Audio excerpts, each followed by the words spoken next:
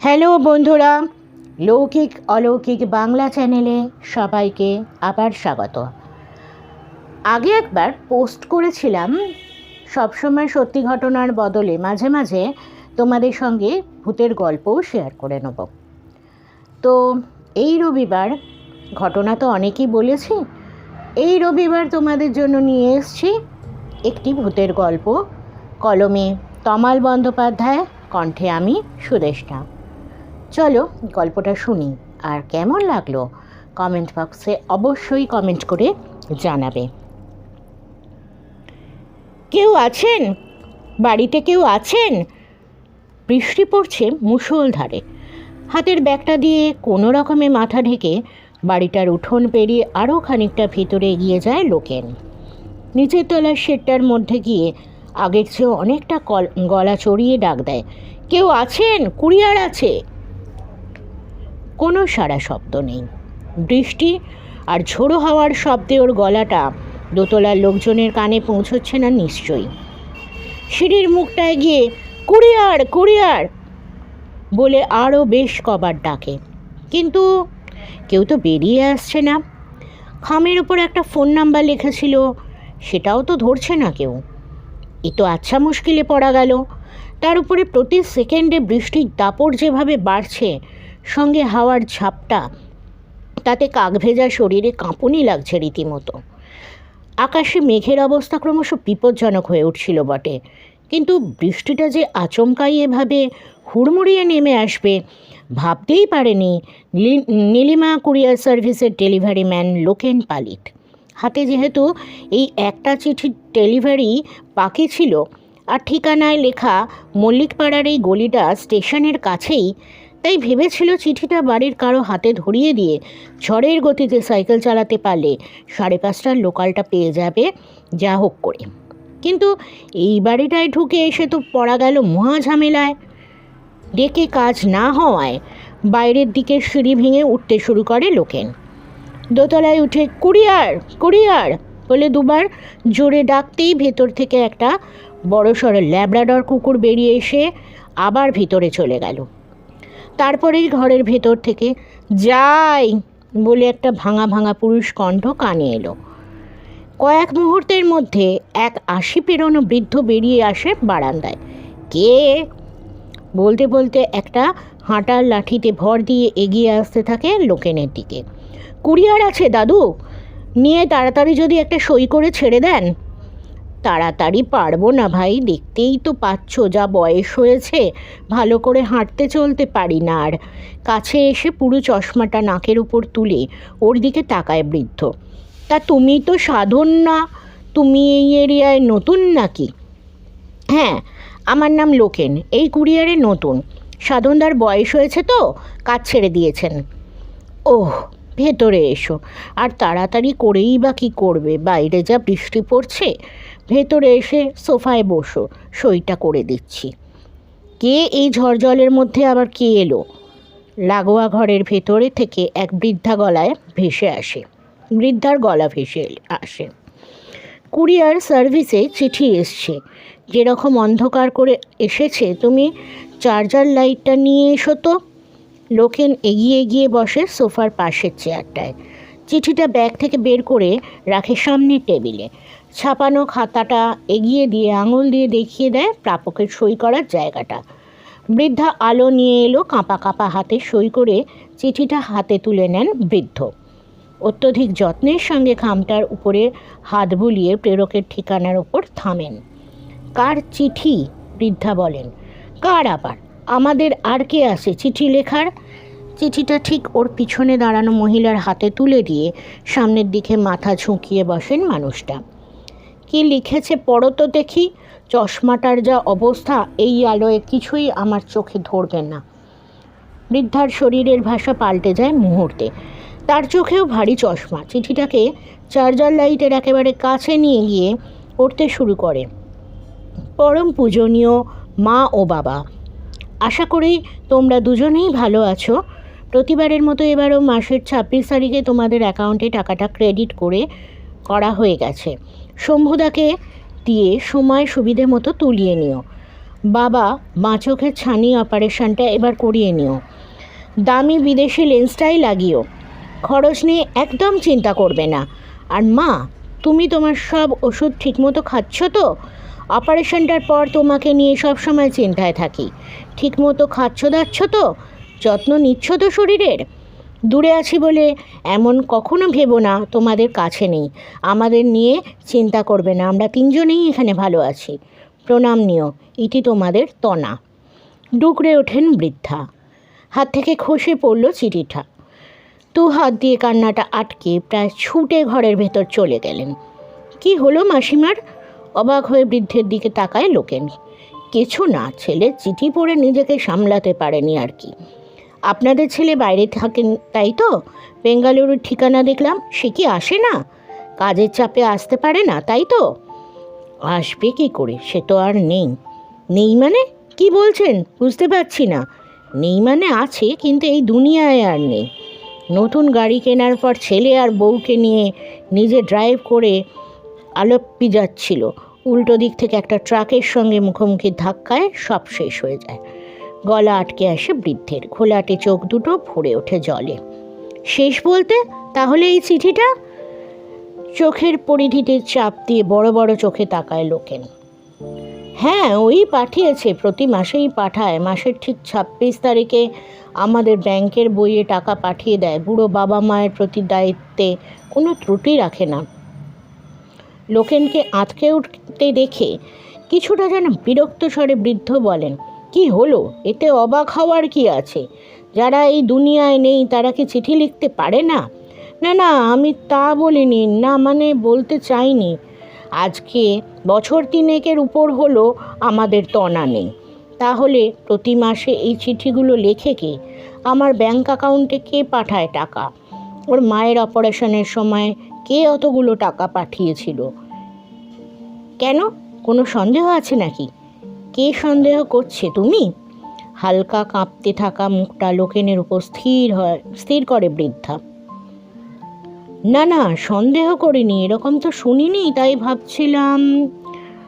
অসংখ্য কাটাকুটি খাওয়া কপালে ভ্রু দুটোকে ভাঁজ খাইয়ে তোলে বৃদ্ধ। তোমাদের কুরিয়ারের আগের লোকটাকে কিন্তু কোনোদিন অবাক হতে দেখিনি।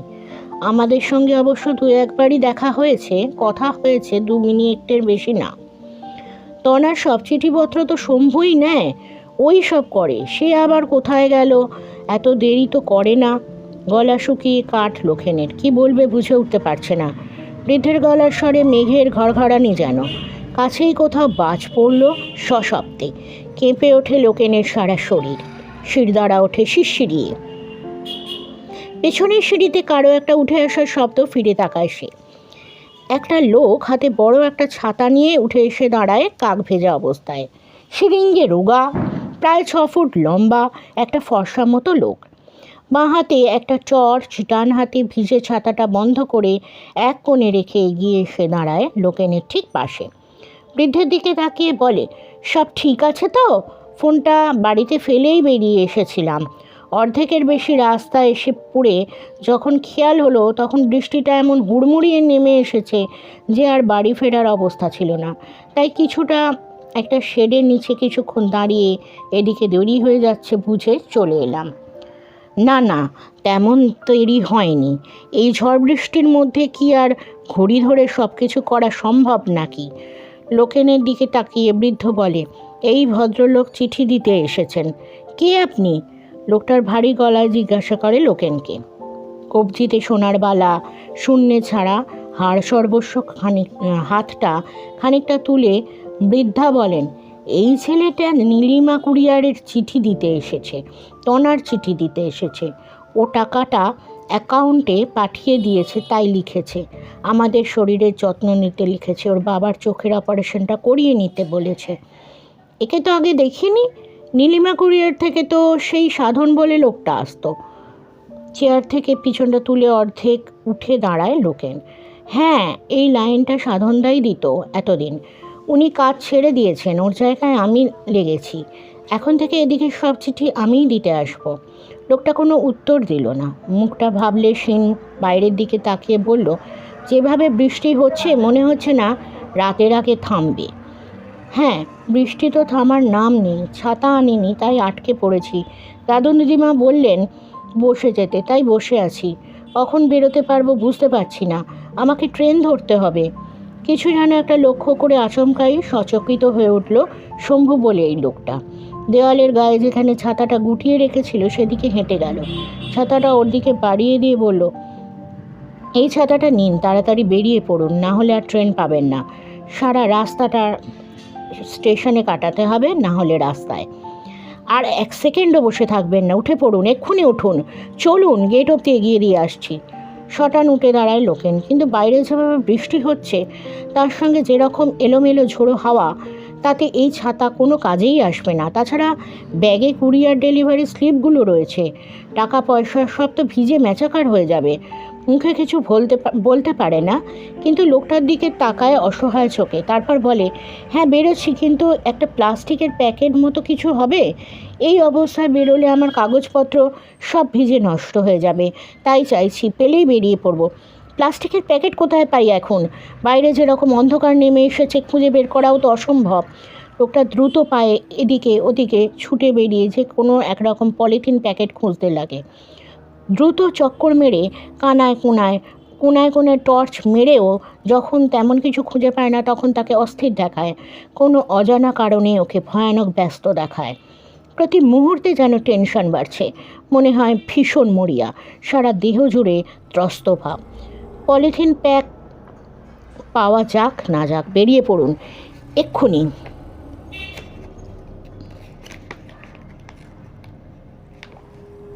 তাড়াতাড়ি, চটপট।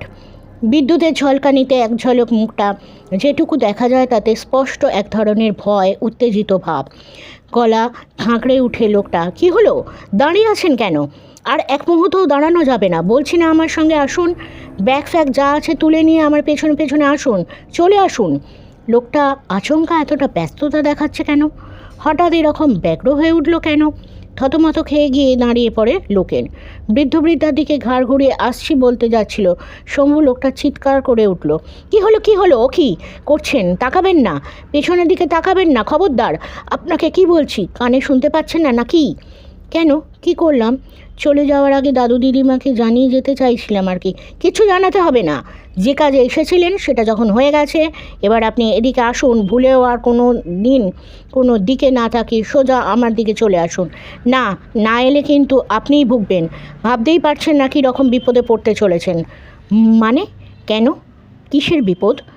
হাত বাড়িয়ে দেয় লোকটা। অত কিছু বলার সময় নেই, আসুন, সময় শেষ হয়ে গেছে, তাড়াতাড়ি ঝটপট, এদিকে বলে লোকেনের হাতটা ধরে টান দেয় সামনের দিকে। কি হলো, যাচ্ছি তো, এরকম করছেন কেন? বলতে বলতে লোকটা টানে অন্ধকারে এগিয়ে গিয়ে পায়ের কাছে ছোট একটা টুল মতো কিছুতে বিঁধে হুড়মুড়িয়ে মেঝেতে পড়ে লোকেন। অস্পষ্ট গোঙানি কানে আসতেই শব্দের উৎস বুঝতে পেছনের দিকে তাকিয়ে দেখে অদ্ভুত আওয়াজটা বৃদ্ধার গলা থেকে আসছে। একটা নয়, সম্মিলিত দুটো আওয়াজ। মুখ দুটো ওপরের দিকে, শরীর দুটো দুমড়ে মুচড়ে যাচ্ছে যেন। বিদ্যুতের আরও এক ঝলকানিতে স্পষ্ট দেখা গেল শরীর দুটো পেঁকে চুরে সম্পূর্ণ উল্টো হয়ে যাচ্ছে। বিস্ফারিত চোখ সরতেই যাচ্ছে না ওদের দিক থেকে। মাটিতে পড়া অবস্থাতেই শম্ভু চিৎকার করছে, বলছি না ওদিকে তাকাবেন না, চোখ সরিয়ে নিন। হাত ধরে টানতে লেগেছে লোকটা, উঠুন, উঠে দৌড়ে নেমে আসুন, ওদিকে তাকাবেন না, ভুলে ওদিকে তাকাবেন না। হাত পা নিমেষে ঠান্ডা বরফ মেঝেতে আছড়ে পড়ায় কোমরে লেগেছে খুব। সারা শরীর কাঁপতে লেগেছে থরথরিয়ে। চোখের সামনে কি দেখছে সে? বৃদ্ধার শরীর দুটো মাথার উপর দিকে ভেঙে মিলিয়ে যেতে শুরু করলো বাতাসে। মশার ধূপের পোড়া মাথা যেন খসে পড়ে অনেকটা সেভাবে নিঃশব্দে ভেঙে পড়ে গেল। বেশিরভাগটাই ধোঁয়ার মতো পাক খেতে খেতে মিলিয়ে যেতে লাগলো। গোঙানির আওয়াজটাও ক্ষীণ হতে হতে মিলিয়ে যাচ্ছে, ভেঙে অনেক দূরে মিলিয়ে যাচ্ছে যেন। কি হলো, ওদিকে দেখাচ্ছেন কেন? তাকাবেন না, ওদিকে তাকিয়ে থাকবেন না। লোকেনের মেঝেতে পড়ে থাকা শরীরটা পায়ের দিক থেকে হেঁচড়ে সিঁড়ির দিকে টানতে লেগেছে শম্ভু। সিঁড়ির কিনারে এনেও ফেলেছে, কিন্তু উঠে দাঁড়ানোর ক্ষমতা হারিয়ে ফেলেছে লোকেন। বিস্ফারিত চোখের পলক পড়ছে না, কিছুতেই দৃষ্টি সরাতে পারছে না। হতবুদ্ধি হয়ে তাকিয়ে আছে ওই বৃদ্ধ দম্পতির দেহ দুটোর দিকে, যেগুলো মাথার দিক থেকে পা পর্যন্ত একটু একটু করে ভেঙে যেতে যেতে একেবারে মিলিয়ে গেল। চেয়ার দুটোর উপর এখন ওদের দুজনের আর কেউ বসে নেই। বারান্দাটা ফাঁকা, থমথমে, নিঃশব্দ। শুধু দুটো ধোঁয়ার সরু দুটো রেখা রয়ে গিয়েছে, যেন একটা পোড়া পোড়া অদ্ভুত গন্ধ। মাথা কাজ করছে না লোকেনের। উঠে বসলেও ঘন এক ঘোরের মধ্যে থেকে বেরোতে পারছে না। মস্তিষ্কের সঙ্গে ষড়যন্ত্র বিকল হয়ে গিয়েছে যেন। শম্ভু ওর গলায় কেটের ব্যাগটা ঝুলিয়ে দিয়ে ওকে তুলে ধরে সিঁড়ি দিয়ে নিচে নামিয়ে নিয়ে এলো। ও নেমে আসে প্রায় বাহ্যক জ্ঞানহীন অবস্থায়। নিচে নামিয়ে নিয়ে এলে ও নেমে আসে প্রায় বাহ্যক জ্ঞানহীন অবস্থায়। কিন্তু ওর মাথা লোকটার ঘাড়ে, দেহের ভর লোকটার উপর এমনভাবে ছাড়া যে ও পাশ থেকে সরে গেলেই ও পড়ে যাবে মাটিতে। বৃষ্টি থেমে এসেছে অনেকটাই, তবু ঝিরঝিরে করে পড়ে যাচ্ছে। সারা উঠোন জুড়ে কাদা আর ঘুটঘুটে অন্ধকার। তার মধ্যে দিয়ে বাইরের দরজা পর্যন্ত নিয়ে এসে লোকটা ওর হাতে ছাতাটা ধরিয়ে দেয়। আপনি তো ঠিক মতো দাঁড়াতেও পারছেন না, এই অবস্থায় সাইকেল চালিয়ে ফিরতে পারবেন তো নাকি? মুখ দিয়ে কথা বেরোচ্ছে না লোকেনের। পাথরের মতো আড়ষ্ট হয়ে দাঁড়িয়ে রয়েছে, কেমন একটা অন্যমনস্ক বেভুলো দৃষ্টি। কি হলো, কিছু তো বলুন। এই অবস্থায় সাইকেল চালিয়ে স্টেশনে পৌঁছতে পারবেন? ওর কনুইয়ের কাজটা চেপে ধরে ঝাঁক দিয়ে শম্ভু টের পায় লোকেনের গা জ্বরে পুড়ে যাচ্ছে। দুপাশ থেকে হাত দিয়ে ধরতেই সমস্ত শরীরের ভারটা লোকটার গায়ের উপর ছেড়ে দেয় লোকেন। ধমকে ওঠে লোকটা। বলেছিলাম ওদিকে না তাকাতে, বারবার বলেছিলাম ওদিকে না তাকিয়ে তাড়াতাড়ি নেমে আসুন, ছুটে হোক দৌড়ে হোক নিচে নেমে আসতে। এখন বুঝুন। বেগ গতিক বুঝে সাইকেলটার রডে চাপিয়ে প্যাডেল করে ওকে নিজের বাড়িতে নিয়ে আসে শম্ভু। সারা রাতটা প্রায় অচেতন অবস্থাতেই কাটে লোকেনের। সকালে সম্বিত ফিরে পেয়ে বিছানায় উঠে বসতে ওকে বড় কাপে 1 কাপ লিকার চা খেতে দেয় শম্ভু। বিস্ময়ের ঘোর কাঠেনি এখনও লোকেনের চোখ থেকে। শম্ভু পাশে এসে বসে বলে, আসলে আপনার কোনো দোষ নেই, দোষটা আমারই। ওই বাড়িটা এমনিতে আমার জিম্মাতেই থাকে। কুরিয়ার তনার চিঠি আসলে আমিই নিই। খামের ওপর আমারই নম্বর থাকে, তাই ডেলিভারির লোক আমাকেই ফোন করে। আমিও করেছিলাম, খামের উপরে নম্বরটায় আমিও ফোন করেছিলাম, কিন্তু কেউ ধরেনি। হ্যাঁ, আমি মিসড কল দেখলাম। আসলে আমি তখন ফোনটা বাড়িতে ফেলে বেরিয়ে এসেছিলাম। ফোনটা কাছে থাকলে এসব কোনো সমস্যাই হতো না। আপনাদের কুরিয়ারের আগের ওই লোকটা আমাকে ফোন করেই আসতো। আমিই সই করে চিঠিপত্র সব নিয়ে নিতাম। মাসিমা মেসমশাইয়ের সঙ্গে ওরা দেখা হয়েছে, কিন্তু 1-8 মিনিটের বেশি কথা হয়নি কোনো দিন। আমার সঙ্গে কি একটু বেশিই কথা হয়ে গিয়েছিল? হ্যাঁ, ওরা বড়জোর মিনিট 10-এর বেশি এদিকে থাকতে পারেন না, মানে এই দুনিয়ায়। এই দুনিয়ায় বলতে সবটা খুলে বলা কঠিন, শুধু একটু জেনে রাখুন তনার চিঠি আসার সময় হলে ওরা এদিকে আসেন কিছু সময়ের জন্য, এই দুনিয়ায় থাকেন, তারপর ওদিকে চলে যান। চিঠিটা না দিতে এলে আপনাদের সঙ্গে ওদের কোনো দিনই দেখা হতো না, আমার সঙ্গে ছাড়া কারো সঙ্গেই হয় না। কিন্তু প্রতি মাসে চিঠি তো আসে, ব্যাংক অ্যাকাউন্টে টাকাও তো জমা পড়ে। কে পাঠায়? ওরা না থাকলে কেন পাঠায় সে আমি জানি না।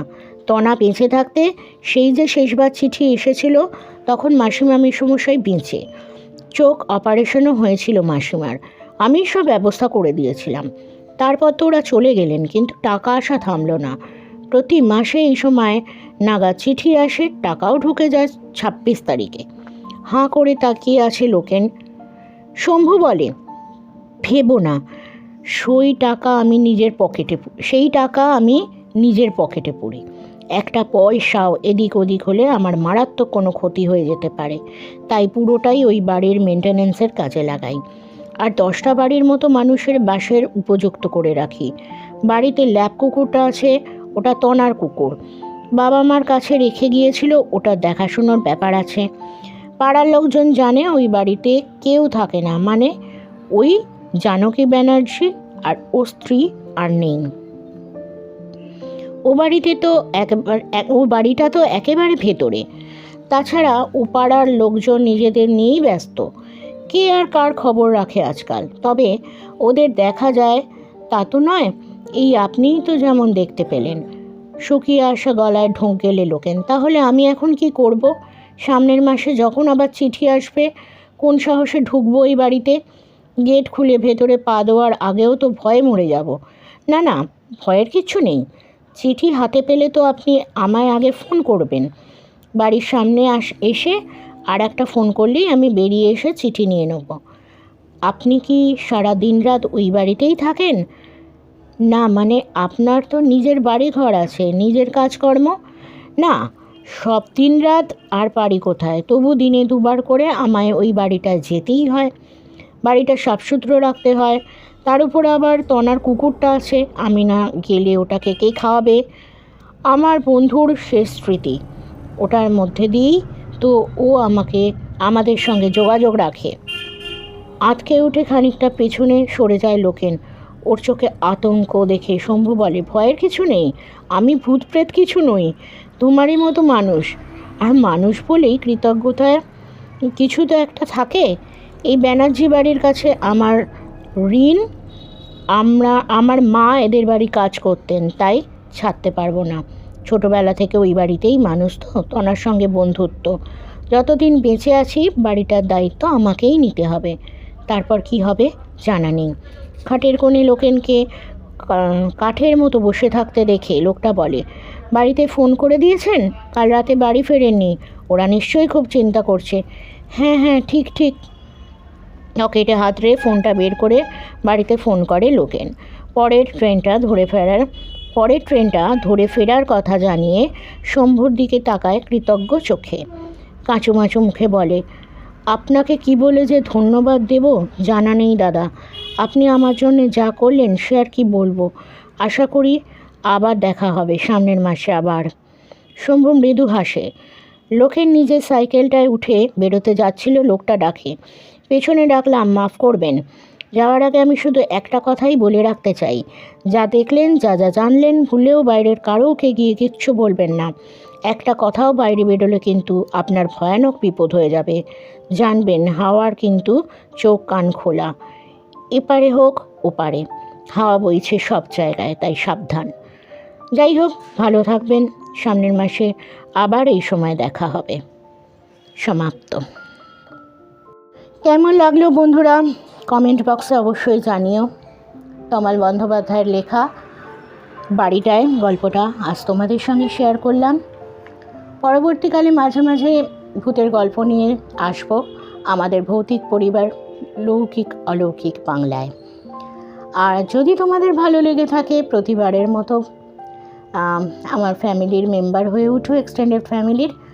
আর বারবার একটাই রিকোয়েস্ট করব, তোমাদের জীবনে যদি কোনো অলৌকিক ঘটনা ঘটে থাকে বা তোমাদের পরিচিত লোকজনের মধ্যে যদি কোনো অলৌকিক ঘটনা বা দৈবিক কোনো ঘটনা থেকে থাকে, আমার সঙ্গে অবশ্যই শেয়ার করো। ডেসক্রিপশন বক্সে মেল আইডি থেকে শুরু করে হোয়াটসঅ্যাপ নাম্বার সবই দেওয়া থাকবে, তোমরা ভয়েস মেসেজও পাঠাতে পারো, ঘটনা লিখেও জানাতে পারো। আজ এই পর্যন্ত। আমার এক্সটেন্ডেড ফ্যামিলির সব মেম্বারদের আবার শুভেচ্ছা ও স্বাগত জানিয়ে রাতের মতো প্রোগ্রাম শেষ করছি। সামনের সপ্তাহে আর একটা ঘটনা নিয়ে আসব, আমার জীবনেরই ঘটনা, এবং সেটা খুব কাছের মানুষকে নিয়ে। বাই।